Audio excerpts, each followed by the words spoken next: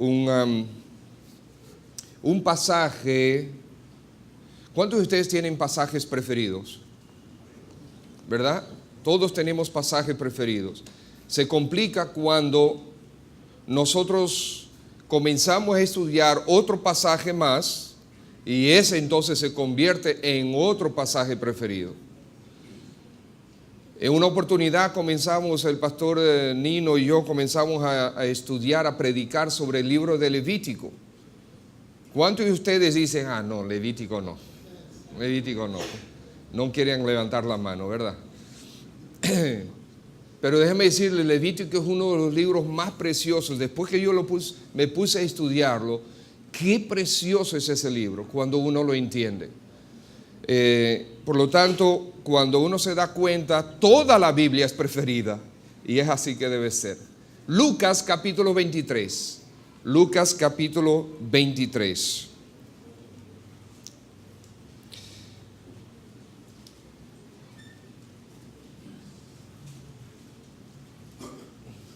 Déjenme decirles que, de nuevo, refiriéndome al pastor Agüero, él es de los hombres de Dios que más admiro, que doy gracias al Señor por su amistad y su fidelidad.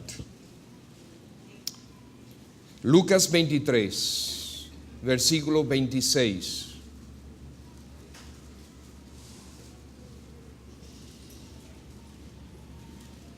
Si tiene costumbre de pararse, pues muy bien, amén. Vamos a ponernos de pie y a leer así la palabra de Dios. Vamos a orar antes de leer. Padre, nosotros tenemos tu palabra delante de nosotros y sería una grave pretensión de parte nuestra pretender que nosotros podemos entenderla sin la ayuda de tu Santo Espíritu, quien la inspiró.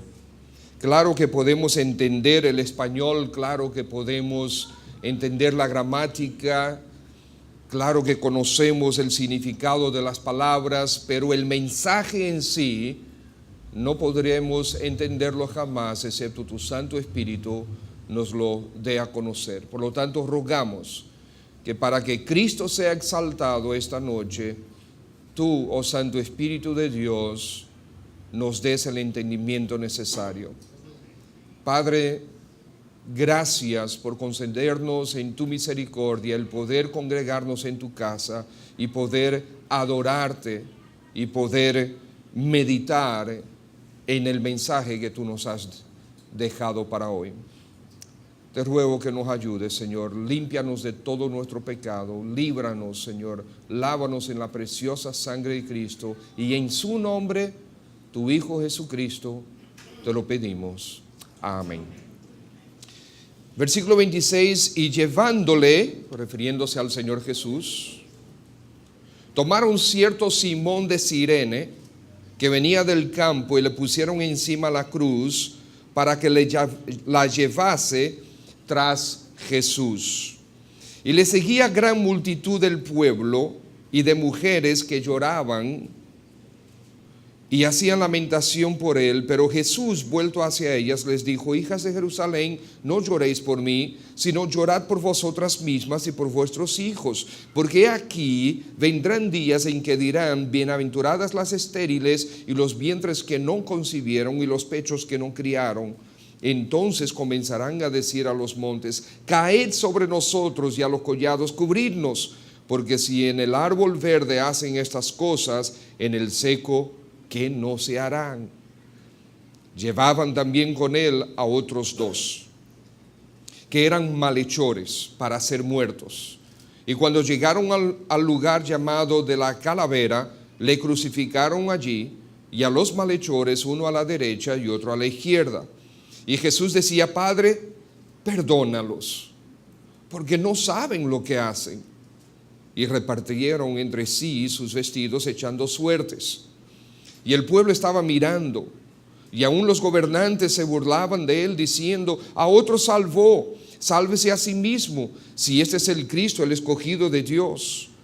Los soldados también le escarnecían, acercándose y presentándole vinagre, y diciendo: si tú eres el rey de los judíos, sálvate a ti mismo. Había también sobre él un título escrito con letras griegas, latinas y hebreas: este es el Rey de los judíos. Y uno de los malhechores que estaban colgados le injuriaba diciendo: si tú eres el Cristo, sálvate a ti mismo y a nosotros. Respondiendo el otro, le reprendió diciendo: ¿ni aún temes tú a Dios estando en la misma condenación? Nosotros a la verdad justamente padecemos, porque recibimos lo que merecieron nuestros hechos, mas este ningún mal hizo. Y dijo a Jesús: acuérdate de mí cuando vengas en tu reino. Entonces Jesús le dijo: de cierto te digo que hoy estarás conmigo en el paraíso. Cuando era como la hora sexta, hubo tinieblas sobre toda la tierra hasta la hora novena, y el sol se oscureció, y el velo del templo se rasgó por la mitad. Entonces Jesús, clamando a gran voz, dijo: Padre, en tus manos encomiendo mi espíritu. Y habiendo dicho esto, expiró. Cuando el centurión vio lo que había acontecido, dio gloria a Dios, diciendo: verdaderamente este hombre era justo. Y toda la multitud de los que estaban presentes en este espectáculo, viendo lo que había acontecido, se volvían golpeándose el pecho. Pero todos sus conocidos y las mujeres que le habían seguido desde Galilea estaban lejos mirando estas cosas. Gracias al Señor por su palabra. Se pueden sentar, hermanos.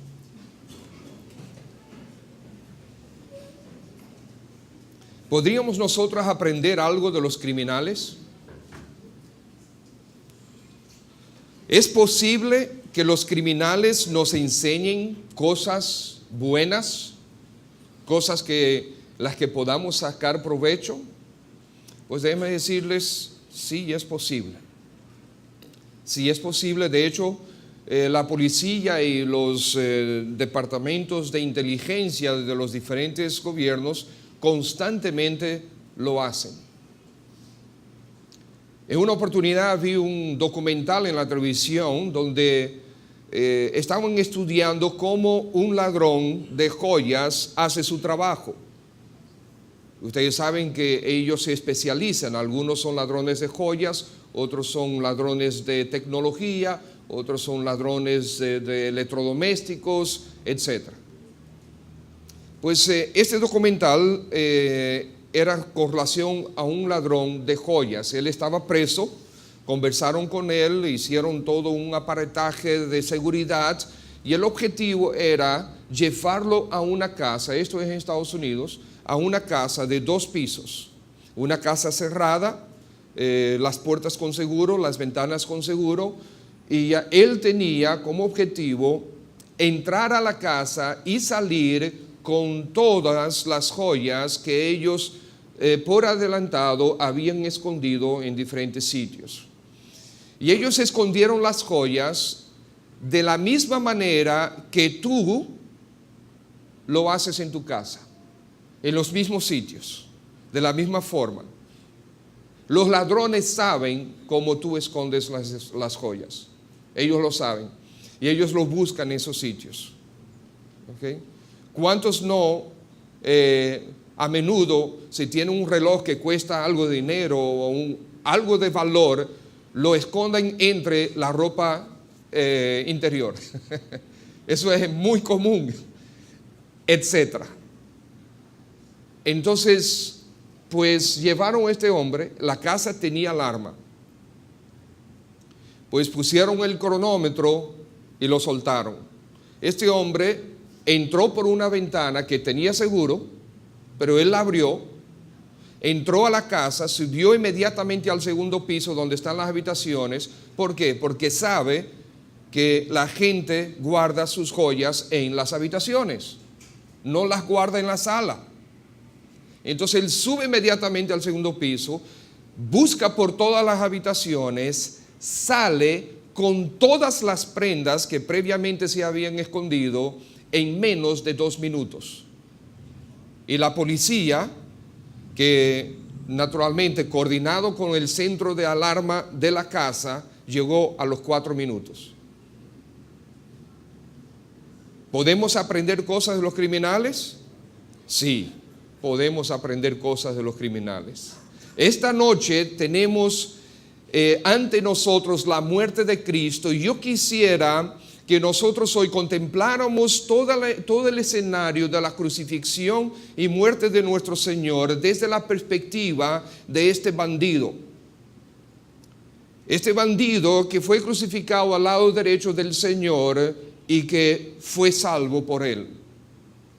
Este bandido nos puede enseñar muchas cosas, quizás no de la misma forma que este ladrón, pero sí al contemplar, si nosotros nos colocamos en sus zapatos, nosotros podemos aprender varias cosas. Y vamos a contemplar, vamos a meditar en varias de ellas. En primer lugar, yo quisiera que nosotros veamos las actitudes que este bandido, al estar colgado en la cruz, pudo presenciar a través de toda la escena presente. En el versículo, creo que es el versículo 48, habla de este espectáculo. Entonces, en este espectáculo, ¿qué podemos nosotros ver? Nosotros podemos ver que, por ejemplo, están los soldados que cuando lo crucificaron, ¿qué hicieron? Después que lo crucificaron, repartieron sus vestidos. Estimados hermanos, cuando nosotros contemplamos la crucifixión, la muerte de Cristo, lo que es el Evangelio, siempre hay aquellos que quieren sacar provecho. A menudo nosotros invitamos personas que vienen a una campaña o vienen a la iglesia, y ellos, si tú lo invitas, finalmente quizás aceptan y llegan a la iglesia, pero tienen una motivación escondida de ver, déjame ver qué le puedo yo sacar a esto. Lamentablemente hay personas que tienen esa actitud. Y no sé si tú estás aquí esta noche y estás teniendo esta actitud. Déjame ver qué puedo yo sacar de esta noche. Entre los jóvenes a menudo sucede. Un joven varón que viene interesado, porque hay una muchachita aquí en la iglesia que se ve muy bien, y él viene detrás de la muchachita a ver qué puede suceder ahí. Otras cosas es porque, que el pastor es buena gente, o porque hay un hermano que tiene muchos recursos. Yo quiero ver si puedo allegarme a él, porque este individuo es dueño de tal o que cual cosa, o que maneja esto, que maneja aquello, y déjeme ver qué puedo yo sacar de provecho. Entonces se unen a la iglesia no por causa de su alma que está en peligro de perdición eterna, sino para ver qué sacan provecho para una vida efímera totalmente en este mundo. Pero también hay otros. Están los burladores. No solamente los que quieren sacar provecho, sino están los burladores. ¿Quiénes son los burladores? Bueno, tenemos los soldados. Los soldados, cuando lo crucificaron y colocaron el título, dice: óyeme, ¿tú no eres el rey de los judíos? Si tú eres el rey, si tú eres el Mesías, bájate de ahí. Vamos a ver cuál es tu poder. Y ahí se estaban burlando del Señor. Y no contento con eso, dice que los gobernantes que estaban presentes también se burlaban del Señor Jesús. Y dice: óyeme, el rey, mira aquí los judíos, mira su rey, mira lo que nosotros hemos hecho con su rey. Oye, rey, tú no eres rey, tú no eres poderoso, bájate de ahí. Tú fuiste el que dijiste que si destruyen el templo, tú puedes construirlo en 3 días. Bájate de ahí, tú no tienes poder. Se burlaban del Señor. Y también el ladrón, el malhechor, que de hecho la palabra malhechor significa más que ladrón. Significa criminal, significa una persona que tiene maldad desde lo más profundo de su ser. Y recuerden que estos dos individuos fueron condenados a muerte. Y no es porque eran buena gente. Fueron condenados a muerte porque los mismos malvados que estaban crucificando a Cristo, ellos mismos decidieron que estos dos ya se habían pasado y los condenaron a muerte. Por lo tanto, el de la derecha no es el ladrón bueno. No hay ladrones buenos. Este es un criminal, probablemente hasta asesino, estafador, de todo. Por eso está colgado en la cruz, por causa de sus crímenes contra la sociedad. No eran buena gente estas personas. Entonces comenzaron también a injuriar al Señor. Dice de hecho, si tú buscas Mateo y si tú buscas Marcos, el mismo pasaje, dice que ambos malhechores injuriaban y se burlaban del Señor Jesucristo. Ambos lo hacían. Pero obviamente, según el pasaje, eventualmente el ladrón de la derecha, el malhechor, el criminal de la derecha, decidió pues retraerse. Pero el otro seguía injuriando al Señor y se burlaba. Óyeme, oh rey, mira, tú tienes escrito ahí arriba de ti que tú eres el rey de los judíos. Si tú eres nuestro rey, pues bájate de ahí, sálvate. Y aprovecha y sálvanos a nosotros también. Los burladores. Y lamentablemente en el evangelio siempre hay personas que se quieren burlar de uno. Y cada vez se está viendo eso más y más hoy en día. Cada vez.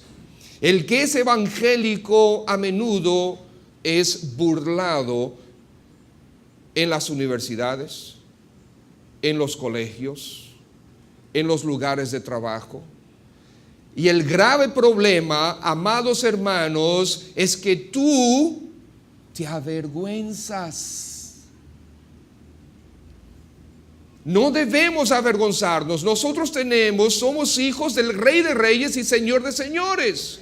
Nosotros tenemos algo que ellos no tienen y que desesperadamente necesitan, que es salvación, perdón, vida eterna, ser lavados en la sangre del Señor Jesucristo. Por lo tanto, no debemos avergonzarnos, debemos vivir nuestro cristianismo con la frente en alto, orgullosos de nuestro Señor. Y si quieren burlarse, que se burlen. Y una oportunidad hace unos años, cuando yo trabajaba secularmente, entro en la cafetería de allá de la compañía y escuché un grupo de gente que estaban hablando de los evangélicos. No tengo ni idea de qué estaban hablando, ni siquiera los conocía, porque era un edificio, en el último piso estaba la cafetería, el edificio alojaba varias oficinas de diferentes compañías, empresas, y ahí había gente que yo no conocía, pero cuando entro, escuché que estaban hablando de los evangélicos. Y yo rápidamente dije, un momentito, si están hablando mal de los evangélicos, yo soy evangélico, cuidado. Ellos me miraron así, y yo fui, hice mi compra, y me fui. Y ellos estaban como medio asustados.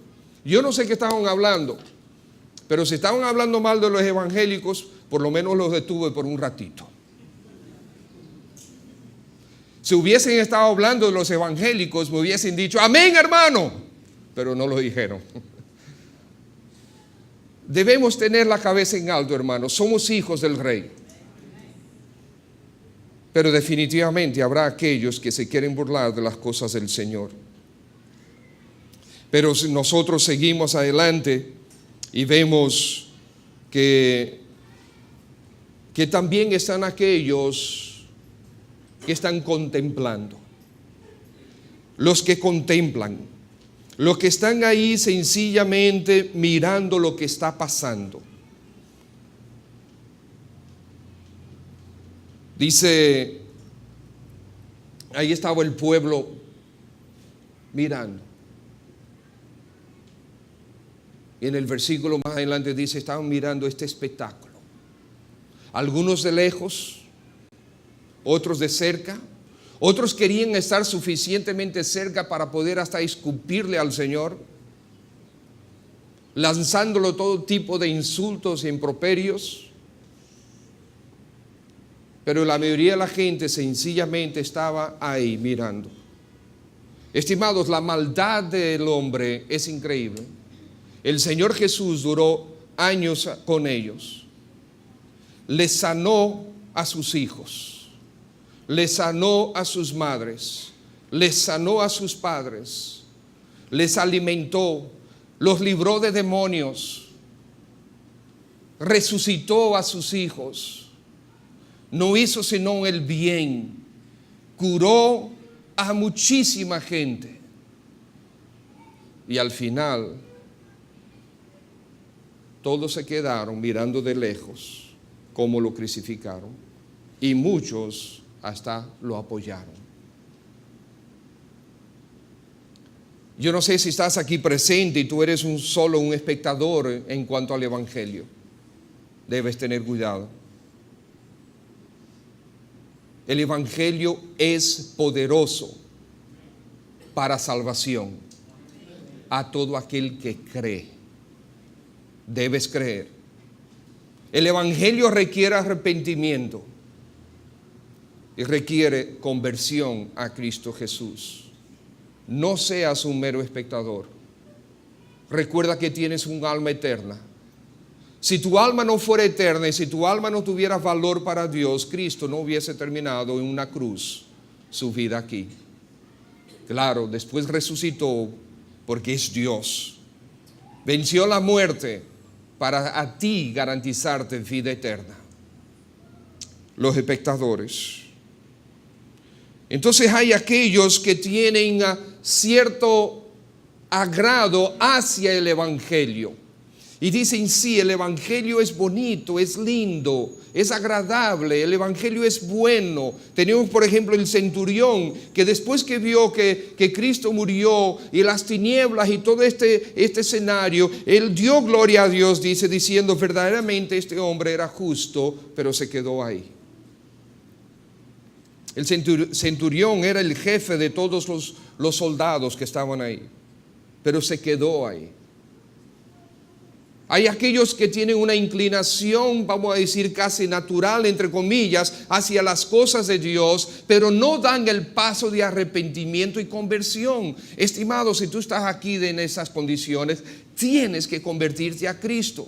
Puede ser, veo aquí bastantes jóvenes, puede ser que tú hayas crecido aquí en la iglesia y tú crees que porque creciste aquí y porque un día en una escuela dominical tú hiciste una profesión de fe, tú crees que tú eres salvo, pero tu vida lo niega.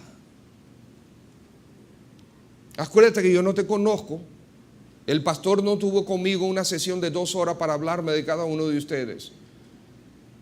Pero si esa es tu condición, necesitas revisarte. Yo constantemente le predico a la iglesia de esta manera. Yo a ellos sí los conozco. Sí conozco los jóvenes que crecieron entre nosotros y que no tienen ningún interés espiritual. No vemos cambios en su vida, pero un día hicieron profesión de fe.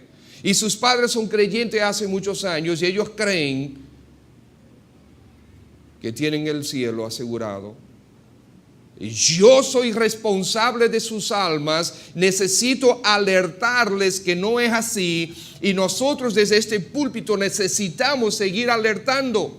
Puede ser que tú seas un adulto y que tú creas que tú eres salvo, pero vamos a evaluar tu vida. ¿Es tu vida como la de Cristo? Si tú no has sido transformado, si tu carácter no está siendo transformado,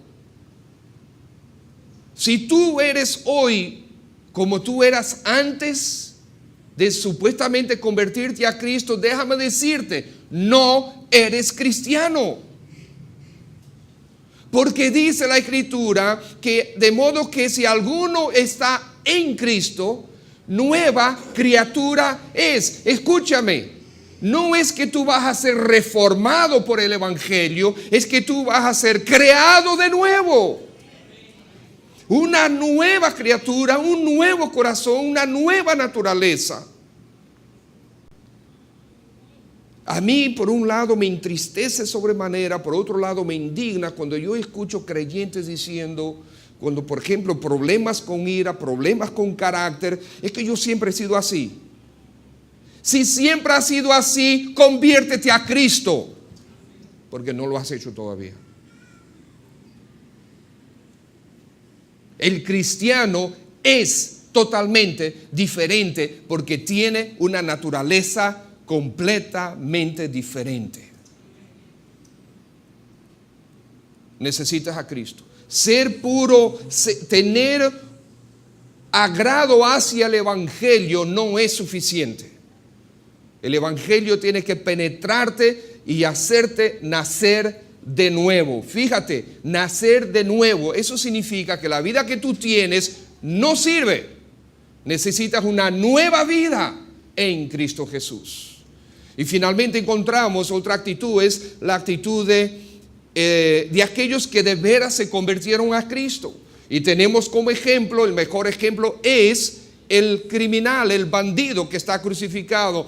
Él desde la cruz vio todo eso, vio a los soldados burlándose, vio a los gobernadores burlándose, vio al otro bandido también burlándose, vio a los espectadores, vio a todas esas actitudes. Él las vio, las presenció, y seguro que eso trabajó en su corazón hasta que finalmente, cuando escuchó las palabras de, quizás, no sé si era compañero de crimen o no, el otro, el criminal del lado izquierdo, él ahí no aguantó más y habló. Cuando él habló, estamos en el versículo 40, ni aún temes tú a Dios estando en la misma condenación. Nosotros a la verdad padecemos porque recibimos lo que merecieron nuestros hechos. ¿Qué está diciendo él? Está confesando su pecado, está mostrando arrepentimiento. En público. En público. Mostrando arrepentimiento, confesando su pecado. Y después hace lo que cada uno de nosotros tiene que hacer, o ya lo hicimos en la gracia de Dios, o tienes que todavía hacerlo, es dirigirte a Cristo Jesús. Después de admitir tu pecado y confesarlo y arrepentirte de ello, tienes que dirigirte a Cristo. Y él, cuando se dirigió a Cristo, le dijo: acuérdate de mí cuando vengas en tu reino. Él miró el letrero que dice Rey de los Judíos y dijo: tú eres el Rey de los Judíos, tú eres el Mesías.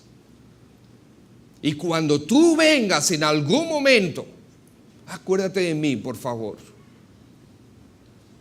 Él creyó que Jesús era el Cristo. Él creyó que Jesús era el Mesías.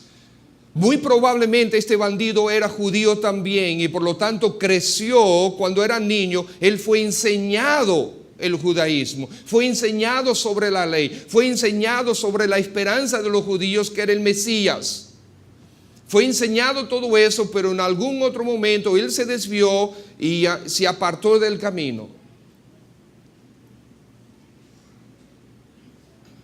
Y ahora se acordó: el Mesías, el Mesías, el Mesías. Yo estoy crucificado al lado del Mesías. Acuérdate de mí cuando vengas en tu reino. ¿Y qué le dijo el Señor? Cuando yo venga en mi reino. No. Él tenía una esperanza para allá, futuro incierto, quién sabe cuándo.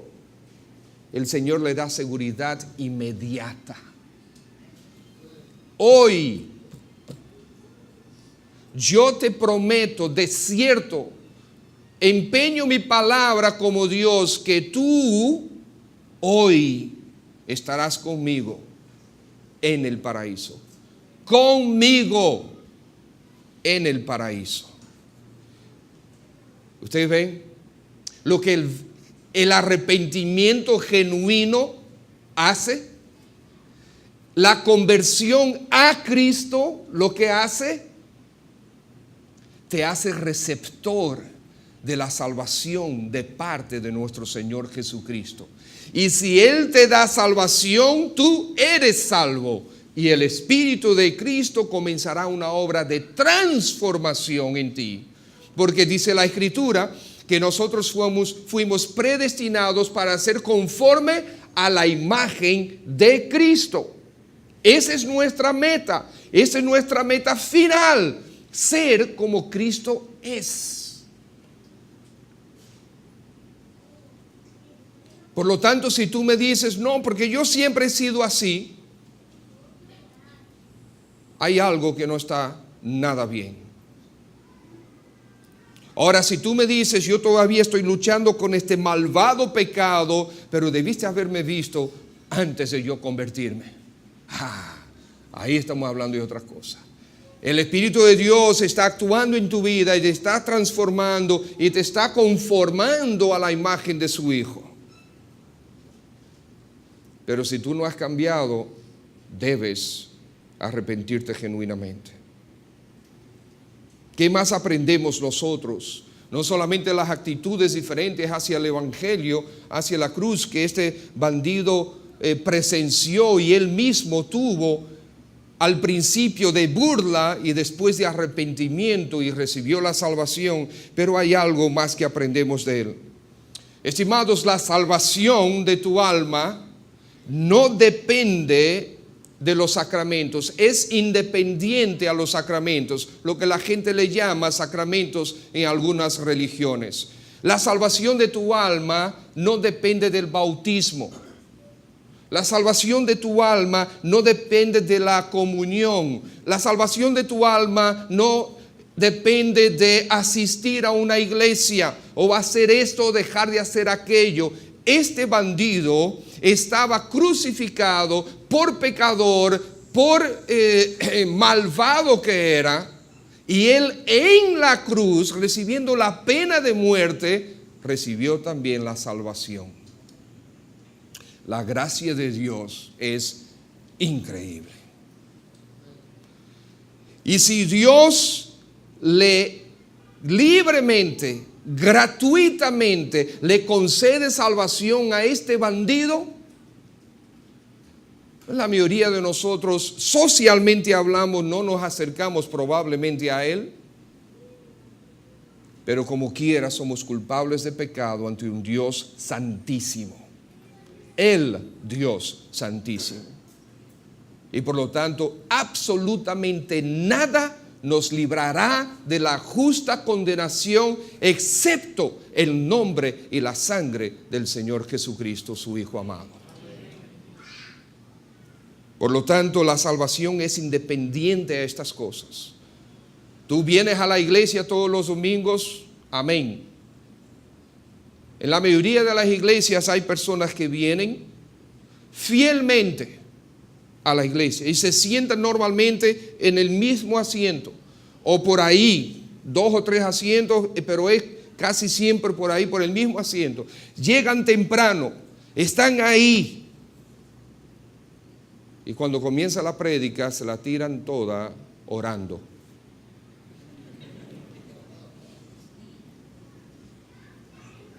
Pero el próximo domingo regresan y sucede lo mismo. Y el otro domingo regresan y tú ves lo mismo. Siempre está durmiendo durante la predicación de la palabra de Dios. Y yo me pregunto, ¿qué está aprendiendo? ¿Cuál es el interés de esa persona? No, yo vine a la casa de Dios. Entonces hay superstición ahí. No hay verdadera conversión. Eso es peligroso. Y si hay alguien dormido a tu lado, dale un codazo, por favor. Independiente a los sacramentos, independiente a las buenas obras. Este bandido era un bandido. ¿Qué buenas obras? ¿Podía él confiar en buenas obras para recibir la salvación que recibió directamente de parte del Señor Jesús? No podía. ¿Y ustedes conocen los textos? ¿Sois salvos por gracia? ¿Por gracia sois salvos? ¿Por medio de la fe? ¿Y esto no de vosotros? Es por gracia, no por obras. Y está segunda a Timoteo, capítulo 1, versículo 9, dice: quien nos salvó y llamó con llamamiento santo, no conforme a nuestras obras, sino según el propósito suyo y la gracia que nos fue dada. No es de acuerdo a las buenas obras. Y Gálatas 2:16, sabiendo que el hombre no es justificado por las obras de la ley, sino por la fe de Jesucristo, nosotros también hemos creído en Jesucristo para ser justificados por la fe de Cristo y no por las obras de la ley, por cuanto por las obras de la ley nadie será justificado. Tú no puedes recibir la justicia de Cristo por medio de tus obras. Este bandido no lo hizo, no podía. El Señor no le dijo, ajá, bandidazo, ahora sí, ¿verdad? Ahora que tú estás aquí, ahora tú tienes miedo de morir, ¿verdad? E ir para el infierno. Ahora que tú te quieres arrepentir, ¿verdad? Ahora, ¿y qué tú vas a hacer? Bájate de ahí para ir a la iglesia. Ya tú no tienes chance. El Señor no le dijo nada de eso, ¿verdad que no? El Señor sencillamente le dijo, de cierto te digo, hoy estarás conmigo en la gloria. Aleluya, qué bueno. Hermanos, suelten un aleluya de vez en cuando, que eso es bueno.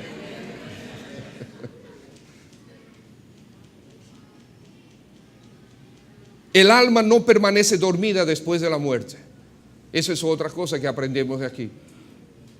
Este ladrón, este criminal, el Señor le dijo, hoy estarás conmigo en el paraíso. Y no me parece que el Señor Jesucristo está dormido. Hay iglesias, hay denominaciones que enseñan sobre el alma, ¿cómo se llama? El sueño del alma, que cuando se muere la gente queda dormida. Bueno, ellos pueden enseñar eso, pero el Señor Jesucristo enseña otra cosa. ¿Ustedes se acuerdan de la transfiguración? Ni siquiera los del Antiguo Testamento están durmiendo. Porque cuando hubo la transfiguración, ¿quién se apareció con Cristo? Moisés y Elías. Y algunos dicen, no, pero Elías no murió, pero Moisés sí. Dice claramente que Moisés murió. En estos días, por si acaso, yo fui y lo revisé otra vez, 1 y 2 veces. Dice, Moisés murió. ¿Okay? Y sin embargo apareció en la transfiguración. No hay sueño del alma. Hay conciencia después de la muerte.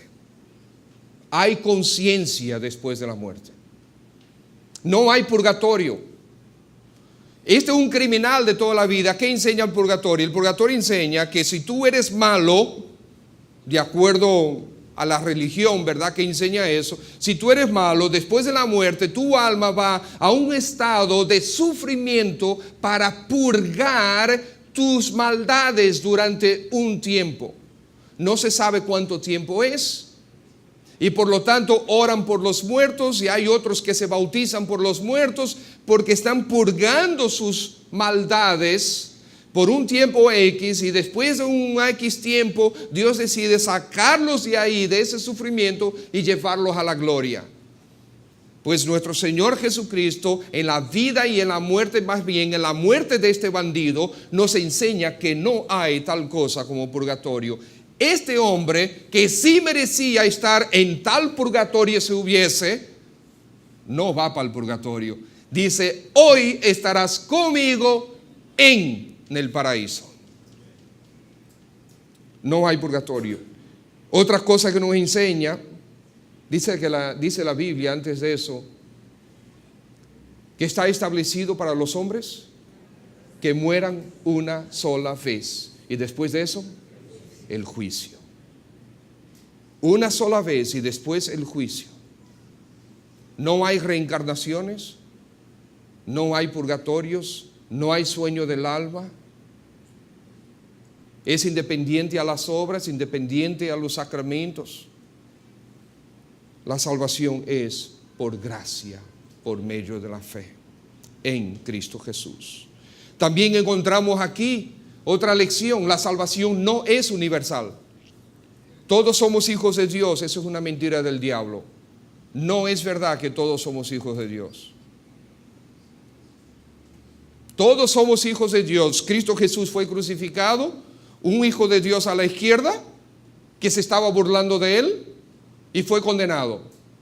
El otro hijo de Dios a mano derecha que se estaba burlando de él y se arrepintió. Pero Dios decidió condenar a un hijo y salvar a otro hijo. No, no es así. En Juan capítulo 1 versículo 11 dice que a los suyos vino y los suyos no le recibieron, refiriéndose al Señor Jesús. Y el versículo 12 dice, mas a todos los que le recibieron, a los que creen en su nombre, les dio potestad para ser hechos hijos de Dios. Y si tú tienes que ser hecho hijo de Dios, es porque antes no lo eras. Los cuales son engendrados por Dios y no por el hombre, sigue diciendo más adelante el versículo. Por lo tanto, la salvación no es universal. Aquí vemos que este criminal, por su arrepentimiento y haberse dirigido al único que podía salvarlo, Cristo le salvó. El otro, que estaba exactamente en la misma condición que este, igualitos, criminales ambos, pagando por sus crímenes ambos, pero este no quiso arrepentirse y murió en sus pecados. Este se arrepintió aún en los últimos momentos de su vida y Cristo le salvó. La gracia de Dios es increíble, pero es a su manera. Solamente te pide arrepentimiento, no te pide más nada. Es arrepentimiento y reconocer que Cristo es el Salvador y convertirlo en tu Salvador y tu Señor. Yo no sé qué enseña el pastor Agüero en cuanto a esto, pero yo no creo en este asunto de que Cristo puede ser tu Salvador y no tu Señor. Yo no creo en eso. Dice, Cristo es mi Salvador, pero yo no quiero que mande mi vida. No es tu Salvador.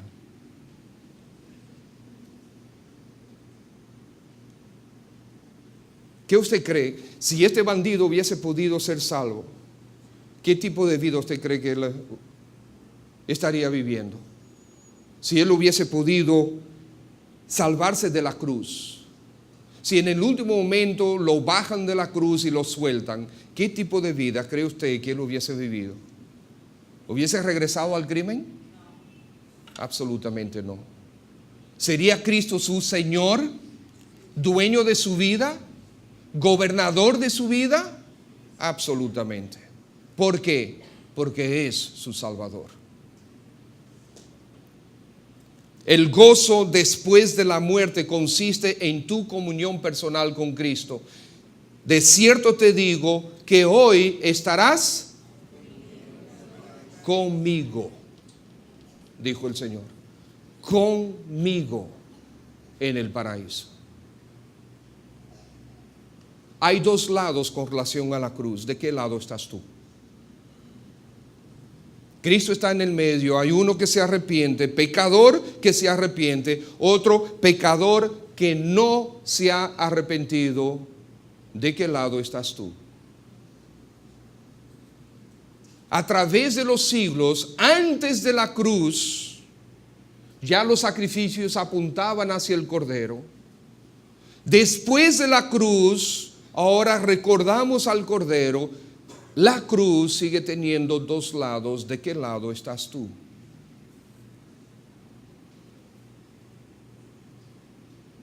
Quisiera tomarme unos minutos para que meditemos ahora en un bandido en gloria. El Señor dijo, hoy estarás conmigo en el paraíso. El Señor Jesús momentos después murió. Los dos bandidos se quedaron vivos todavía y decidieron romperle las piernas para que no pudieran respirar. La muerte de la cruz es horrible. Los que morían de la cruz normalmente se morían por asfixión. Al estar colgados y tener sus pies clavados, al tener un solo clavo ¿verdad?, atravesando los pies, ya eso es suficiente agonía. Pero entonces al estar colgados, están colgados de dos clavos. Y si no es clavo, si fueron amarrados, sigue siendo lo mismo. Están colgados ahí, y al estar el peso completo colgado de esos dos puntos, por cansancio, por agotamiento, el diafragma está levantando todo el peso del cuerpo, y llega un momento que se cansa y no puede inhalar y muere asfixiado. Por eso es que ellos se impulsaban entonces con las piernas para poder respirar. Pero la agonía y el dolor era tan fuerte que después se dejaban. Y como ellos estaban en ese juego, a veces duraban días colgados en la cruz. Por eso se le ordenó, porque era ya al día siguiente, era día de reposo, les mandaron a romper las piernas para que ellos no pudieran impulsarse y se quedaran ahí colgados y finalmente murieran sin poder respirar. Así murió este bandido que se arrepintió. El Señor no le libró de ese sufrimiento. El Señor le libró de otro sufrimiento que vendría inmediatamente después, el infierno. De ese el Señor fue que le libró, y de ese es que Dios quiere librarte también. Y este bandido en ese momento, ¿a dónde fue? Con Cristo a la gloria. Y ahí está ahora ese bandido en gloria. Fíjense lo que dice ahí, versículo 44. Cuando era como la hora sexta, al mediodía, hubo tinieblas sobre la tierra hasta la hora novena, hasta las 3 de la tarde. Tinieblas. ¿De dónde salieron esas tinieblas? No sé, no dice. Fue un eclipse. No sabemos, normalmente los eclipses no duran 3 horas. ¿Qué fue? No sé, pero hubo tinieblas. Físicamente hubo tinieblas. Y dice el versículo siguiente, y el sol se oscureció, versículo 45, perdón. El sol se oscureció, tinieblas sobre la tierra, porque el Rey de Gloria murió. Pero eso tiene una simbología.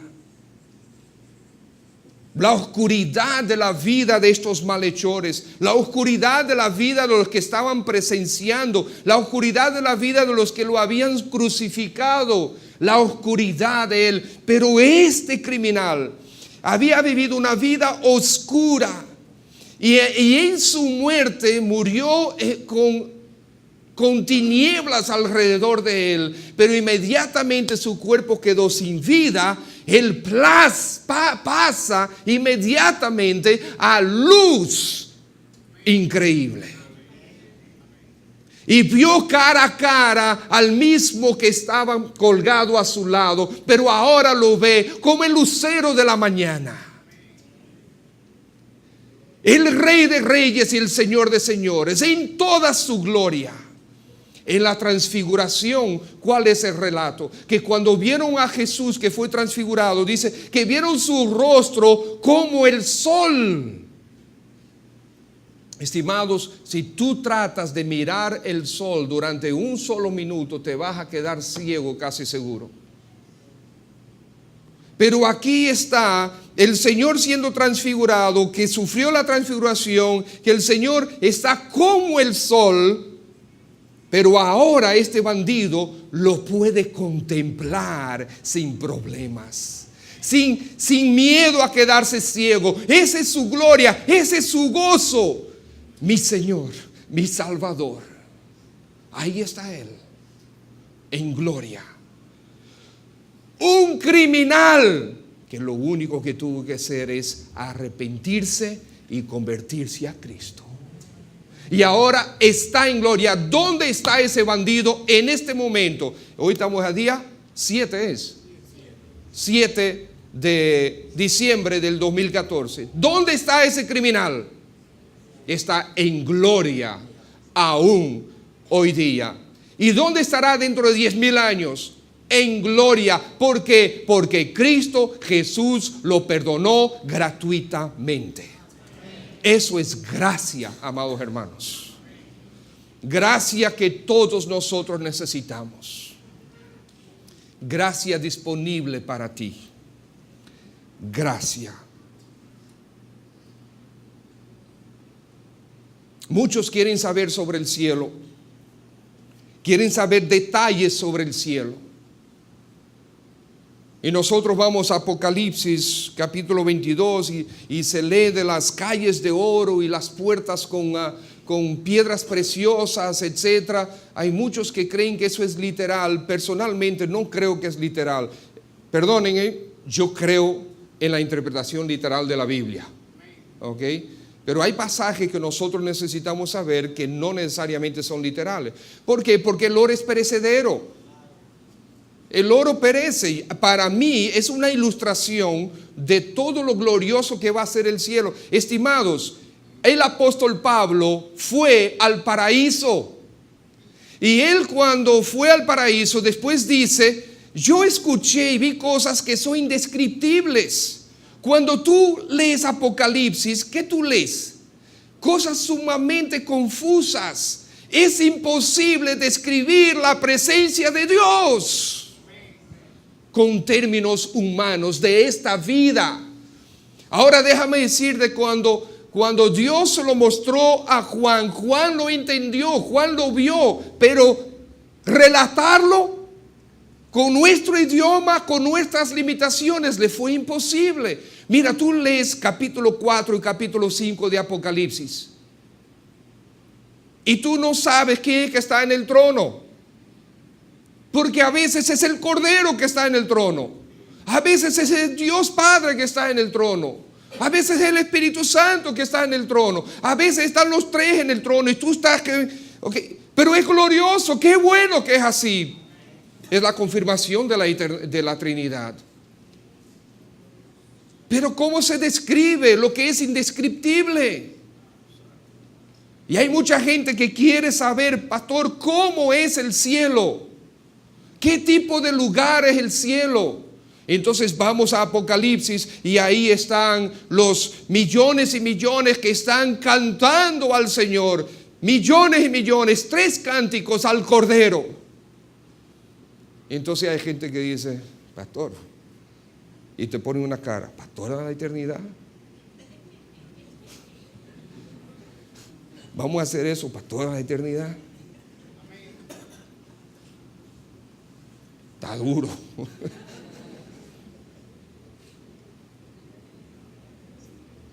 ¿Usted sabe por qué Dios no da detalles del cielo? Porque eso no es lo importante. Cuando tú lees Apocalipsis, lees capítulo 4, capítulo 5 y lees los capítulos más adelante donde está toda la multitud adorando al Señor, ellos no están preocupados si es que hay otra cosa que hacer. Ellos están concentrados no en el lugar, sino en la persona dueña de ese lugar. Ahora, ¿qué va a suceder? ¿Qué vas a hacer? ¿Qué no vas a hacer? ¿Qué vamos a hacer? ¿Cómo lo vamos a hacer? ¿Qué va a acontecer por la eternidad? Yo no tengo mucha idea, pero eso no es lo importante. Lo importante es quién estará en la eternidad, que es nuestro Señor, y tú con Él. Eso es lo que debe haber el anhelo en nosotros, las ansias en nosotros. Por eso Pablo decía: para mí, sí, mientras Cristo me tiene en este mundo, mi vida es Cristo, pero mi muerte es Cristo también. Lo cual es muchísimo mejor, es allá con Él. Yo anhelo estar con Él. Dios me tiene aquí, pues amén, le serviré, pero mi anhelo es estar allá. ¿Es ese tu anhelo? Estimados, estamos de pasada. En una oportunidad un individuo fue a visitar un ministro a su casa, y cuando entró descubrió, averiguó dónde vivía, y entró a su casa para darse cuenta que su casa no era más que un cuartito.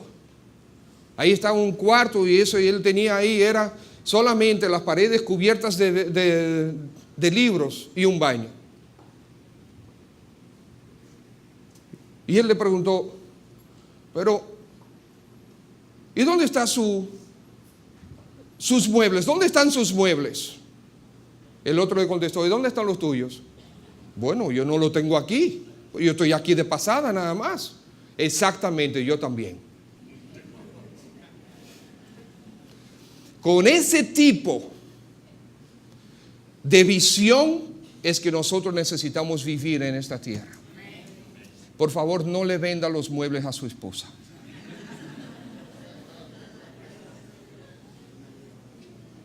Pero con ese tipo de actitud que debemos nosotros vivir la vida cristiana. Estamos aquí de pasada, hermanos. Y si tú estás aquí aún sin Cristo, amado amigo, amiga, y sí, te llamo amigo, amiga, porque todavía si estás sin Cristo, todavía no te puedo decir hermano en Cristo, pero anhelo decirlo. Todos los que estamos aquí con Cristo, un día tuvimos que arrepentirnos y convertirnos a Él. Te invitamos que lo hagas. Voy a pedir al pastor que por favor venga. Vamos a orar. Todos por favor con los ojos cerrados, la cabeza inclinada. Buen Padre, gracias por la oportunidad de estar delante de ti con tu palabra. Rogamos, oh buen Dios, que tú sigas en control de todo este tiempo. Te ruego, buen Dios, que sigas edificando a tu iglesia y salves a aquellos que aún están perdidos.